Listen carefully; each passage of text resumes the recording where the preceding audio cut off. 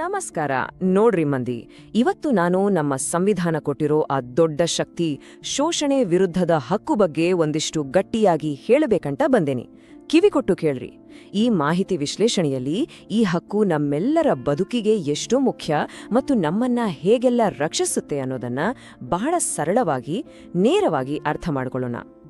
ಸರಿ, ತಡ ಮಾಡೋದು ಬೇಡ, ನೇರವಾಗಿ ವಿಷಯಕ್ಕೆ ಬರೋಣ. ನಮ್ಮ ಸಂವಿಧಾನ ನಮಗೆ ಬರೀ ಕಾಗದದ ಮೇಲೆ ಅಕ್ಷರಗಳನ್ನ ಮಾತ್ರ ಕೊಟ್ಟಿಲ್ಲ ನೋಡ್ರಿ, ಬದಲಾಗಿ ಒಂದು ಅದ್ಭುತವಾದ ಶಕ್ತಿ ಕೊಟ್ಟೈತಿ. ಅದೇ ಈ ಶೋಷಣೆ ವಿರುದ್ಧದ ಹಕ್ಕು. ಇದು ಪ್ರತಿಯೊಬ್ಬ ನಾಗರಿಕನ ಘನತೆ ಮತ್ತು ಸ್ವಾಭಿಮಾನದ ರಕ್ಷಾ ಕವಚ. ಯಾರು ನಮ್ಮನ್ನ ತುಳಿಯಬಾರದು, ದುರುಪಯೋಗ ಪಡಿಸ್ಕೊಳ್ಳಬಾರದು ಅಂತ ನಮಗೆ ಸಿಕ್ಕಿರೋ ಬ್ರಹ್ಮಾಸ್ತ್ರ ಇದು. ಈಗ ನಮ್ಮ ಸಂವಿಧಾನದ ಅನುಚ್ಛೇದ 23 ಅಂದ್ರೆ ಏನಂತ ತಿಳ್ಕೊಂಡಿರಿ? ಇದು ಜೀತ ಪದ್ಧತಿಯನ್ನ ಸಂಪೂರ್ಣವಾಗಿ ಬುಡ ಸಮೇತ ಕಿತ್ತಾಕತ್ತೆ. ಇದನ್ನ ಸರಿಯಾಗಿ ಅರ್ಥ ಮಾಡ್ಕೋಬೇಕು ಅಂದ್ರೆ ಒಂದು ಸಣ್ಣ ಕಥೆ ಕಣ್ಮುಂದೆ ತರೋಣ ಬನ್ನಿ. ಈಗ ಹನುಮಂತ ಅನ್ನೋ ಒಬ್ಬ ದಿನಗೂಲಿ ನೌಕರನ ಪರಿಸ್ಥಿತಿ ನೋಡೋಣ. ಪಾಪ, ಆತ ಒಬ್ಬ ಸಾಹುಕಾರನ ಹತ್ರ ಸ್ವಲ್ಪ ಸಾಲ ಮಾಡಿರ್ತಾನೆ. ಆ ಸಾಹುಕಾರ ಏನ್ ಮಾಡ್ತಾನದೊತ್ತಾ? ನಾನ್ ನಿನಗೆ ಸಾಲ ಕೊಟ್ಟಿನಿ, ಹಂಗಾಗಿ ನೀನು ಹಗಲು ರಾತ್ರಿ ನನ್ನತ್ರ ಜೀತ ಮಾಡ್ಬೇಕು ಅಂತ ಪೀಡಿಸೋಕ್ ಶುರು ಮಾಡ್ತಾನೆ. ಆದ್ರೆ ನಮ್ಮ ಸಂವಿಧಾನದ ದಿಟ್ಟ ಉತ್ತರ ಏನಪ್ಪಾ ಅಂದ್ರೆ, ಬಲವಂತದ ದುಡಿಮೆ ಮಾಡಿಸೋದು ಕಾನೂನು ಪ್ರಕಾರ ದೊಡ್ಡ ಅಪರಾಧ. ಈ ಸಾಹುಕಾರರು ಸಾಲ ಕೊಟ್ಟಿವಿ ಅಂತ ಹೇಳಿ ನಮ್ಮನ್ನ ಜೀತದಾಳುಗಳ ತರ ಇಟ್ಕೊಳ್ಳೋದು ಈಗ ನಡೆಯಂಗಿಲ್ಲ. ಕಾನೂನಿನ ಕಣ್ಣಲ್ಲಿ ಸಾಲ ಬೇರೆ, ಜೀತ ಬೇರೆ. ಇಲ್ಲಿ ನಾವು ಒಂದು ಮುಖ್ಯವಾದ ಕಾನೂನು ಪದವನ್ನು ಅರ್ಥ ಮಾಡ್ಕೊಳ್ಬೇಕು. ಇದನ್ನ ಬೇಗಾರಿ ಅಥವಾ ಜೀತ ಪದ್ಧತಿ ಅಂತಾರೆ.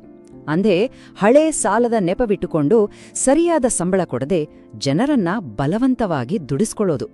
ಇದನ್ನ ಬಹಳ ಜನ ಪರಂಪರೆ ಅಂತ ಅನ್ಕೊಂಡಿದ್ದಾರೆ. ಆದ್ರೆ ಇದು ಬಹಳ ದೊಡ್ಡ ಅಪರಾಧ ನೋಡ್ರಿ. ಹಳೆ ಕಾಲದಿಂದಲೂ ನಡೆದುಕೊಂಡು ಬಂದಿದೆ ಅಂಥೇಳಿ ಇದನ್ನ ಮುಂದುವರಿಸೋಕೆ ಸಂವಿಧಾನ ಖಂಡಿತ ಬಿಡೋದಿಲ್ಲ. ಸಾಲ ತೀರ್ಸೋಕೆ ಮನುಷ್ಯನೇ ಗುಲಾಮನಾಗಬೇಕು ಅನ್ನೋದು ಅಕ್ಷಮ್ಯ ಅಪರಾಧ. ಹಂಗಾಗಿ ಇಲ್ಲಿ ಅತಿ ಮುಖ್ಯವಾದ ವಿಷಯ ಏನಪ್ಪಾ ಅಂದ್ರೆ, ಯಾರನ್ನೇ ಆಗ್ಲಿ ಮನುಷ್ಯರನ್ನ ಪ್ರಾಣಿಗಳ ತರ ಮಾರಾಟ ಮಾಡೋದು, ಹೆಣ್ಮಕ್ಳನ್ನ ಅಕ್ರಮವಾಗಿ ಸಾಗಿಸೋದು, ಇಲ್ಲವೇ ಸಂಬಳ ಕೊಡದೆ ಬಲವಂತವಾಗಿ ದುಡಿಸ್ಕೊಳ್ಳೋದು ಈ ದೇಶದಾಗ ಸಂಪೂರ್ಣ ನಿಷೇಧ ಐತಿ. ನಮ್ಮ ಗೌರವ ಕಾಪಾಡೋಕೆ ಈ ಕಾನೂನೈತಿ. ಇಲ್ಲಿ ಯಾರೋ ಗುಲಾಮರಲ್ಲ. ಈ ತಪ್ಪುಗಳ್ನ ಮಾಡಿದ್ರೆ ನೇರವಾಗಿ ಜೈಲ್ ಪಾಲಾಗೋದು ಗ್ಯಾರಂಟಿ. ಸರಿ, ಈಗ ಮುಂದಿನ ವಿಷಯಕ್ಕೆ ಹೋಗೋಣ. ಇನ್ನೊಂದು ಮುಖ್ಯವಾದ ಮಾತು ಕೇಳ್ರಿ. ಅದೇ ಅನುಚ್ಛೇದ 24. ಇದು ಬಾಲ್ಯ ಕಾರ್ಮಿಕ ಪದ್ಧತಿಯನ್ನ ತಡೆಯೋ ಬಗ್ಗೆ ಮಾತಾಡುತ್ತೆ. ಇದನ್ನ ಅರ್ಥ ಮಾಡ್ಕೋಬೇಕು ಅಂದ್ರೆ ಒಂದು ಪಟಾಕಿ ಕಾರ್ಖಾನೆಯ ದೃಶ್ಯವನ್ನ ಕಲ್ಪಿಸ್ಕೊಳ್ಳಿ. ಒಂದ್ ಕಡೆ ಆ ಕಾರ್ಖಾನೆ ಮಾಲೀಕ ಏನ್ ಹೇಳ್ತಾನ್ ಗೊತ್ತಾ? ಈ ಸಣ್ಣ ಹುಡುಗರು ಕೈ ಭಾಳ ಚುರುಕಿರ್ತಾವ್ರಿ, ಅದಕ್ಕೆ ಇವರನ್ನ ಪಟಾಕಿ ಫ್ಯಾಕ್ಟ್ರಿ ಕೆಲ್ಸ ಕಟ್ಕೊಂಡಿನಿ ಅಂತಾನೆ. ಇನ್ನೊಂದೆಡೆ ಆ ಹುಡುಗನ್ ತಂದೆ ಏನ್ ಮಾಡೋದು, ಬಡತನ ಐತಿ, ಅದಕ್ ಮಗನ ಕೆಲ್ಸಕ್ಕೆ ಕಳಿಸ್ದೆ ಅಂತ ಸಮರ್ಥನೆ ಕೊಡ್ತಾರೆ. ಹೌದ್ರಿ, ಬಡತನ ಐತಿ ಅಂತ ಹೇಳಿ 14 ವರ್ಷಕ್ಕಿಂತ ಕಡಿಮೆ ವಯಸ್ಸಿನ ಸಣ್ಣ ಮಕ್ಕಳನ್ನ ಪಟಾಕಿ ಕಾರ್ಖಾನೆಯಾಗ ಗಣಿ ಕೆಲ್ಸಕ್ಕ ಇಲ್ಲ ಯಾವುದೇ ಅಪಾಯಕಾರಿ ಕೆಲ್ಸಕ್ಕೆ ಹಚ್ಚೋದು ಅಕ್ಷರಶಃ ತಪ್ಪು. ಇದು ಸಂಪೂರ್ಣ ಕಾನೂನು ಬಾಹಿರ.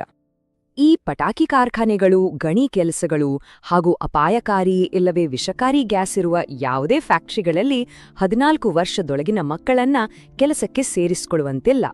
ಬಡತನ ಐತಿ ಅಂತ ಮಕ್ಕಳ ಭವಿಷ್ಯ ಹಾಳು ಮಾಡಬಾರ್ದು. ಆ ವಯಸ್ಸಿನಾಗ ಮಕ್ಕಳು ಶಾಲೆಗೆ ಹೋಗ್ಬೇಕು, ಮೈದಾನದಲ್ಲಿ ಆಟ ಆಡಬೇಕು.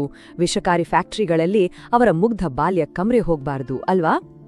ದಯವಿಟ್ಟು ನೆನ್ಪಿಟ್ಕೊಳ್ರಿ, ಮಕ್ಕಳ ಕೈಯಲ್ಲಿ ಪೆನ್ ಇರ್ಬೇಕೆ ಹೊರತು ಪಟಾಕಿಯಲ್ರಿ. ಮಕ್ಕಳು ಈ ದೇಶದ ನಿಜವಾದ ಆಸ್ತಿ. ಬಾಲ್ಯ ಕಾರ್ಮಿಕ ಪದ್ಧತಿ ಅನ್ನೋದು ನಮ್ಮ ಸಮಾಜಕ್ಕೆ ಅಂಟಿದ ಶಾಪ ಇದ್ದ ಹಾಗೆ. ಮಕ್ಕಳ ಭವಿಷ್ಯ ಹಾಳು ಮಾಡೋದು ಸಮಾಜಕ್ಕೆ ಅಂಟಿದ ಶಾಪ ಇದ್ದ ಹಾಗೆ. ಈ ಶಾಪವನ್ನ ತಡೆಗಟ್ಟಿ ಅವರ ಭವಿಷ್ಯ ರೂಪಿಸೋದೇ ನಮ್ಮ ಸಂವಿಧಾನದ ಅನುಚ್ಛೇದ 24ರ ಅತಿ ಮುಖ್ಯ ಉದ್ದೇಶ. ಹಾಗಾಗಿ ಕೊನೆಯದಾಗಿ ಹೇಳೋದಿಷ್ಟೇ, ಯಾರೇ ನಿಮ್ಮನ್ನ ಹಣದ ಆಸೆ ತೋರಿಸಿ ಅಥವಾ ಹೆದರಿಸಿ ಶೋಷಣೆ ಮಾಡ್ಲಿಕ್ಕತ್ತಿದ್ರೆ ಸುಮ್ನೆ ಕೂರ್ಬೇಡ್ರಿ. ಸಂವಿಧಾನದಲ್ಲಿರುವ ಈ ಹಕ್ಕುಗಳು ಕೇವಲ ಪುಸ್ತಕದಲ್ಲಿರಲು ಅಲ್ಲ, ಅವು ನಮ್ಮನ್ನ ರಕ್ಷಿಸಲು ಇವೆ. ನಮ್ಮ ಸಂವಿಧಾನ ನಮಗೆ ಅಪಾರವಾದ ಶಕ್ತಿ ಕೊಟ್ಟೈತಿ, ಅದನ್ನ ಬಳಸ್ಕೊಳ್ರಿ. ಶೋಷಣೆ ಮುಕ್ತ ಸಮಾಜ ಕಟ್ಟೋದು ಕೇವಲ ಸರ್ಕಾರ ಅಥವಾ ಪೊಲೀಸರ ಕೆಲ್ಸ ಮಾತ್ರ ಅಲ್ಲ, ಅದು ನಮ್ಮೆಲ್ಲರ ಜವಾಬ್ದಾರಿ ಐತಿ. ಹೌದು ಅಲ್ವೋ? ಖಂಡಿತ ಹೌದು. ಶೋಷಣೆ ಎಲ್ಲೇ ನಡೀತಾ ಇದ್ರೂ ಅದನ್ನು ಪ್ರಶ್ನಿಸುವ ಧೈರ್ಯವನ್ನು ನಾವೆಲ್ಲರೂ ಬೆಳೆಸ್ಕೊಳ್ಳೇಬೇಕು.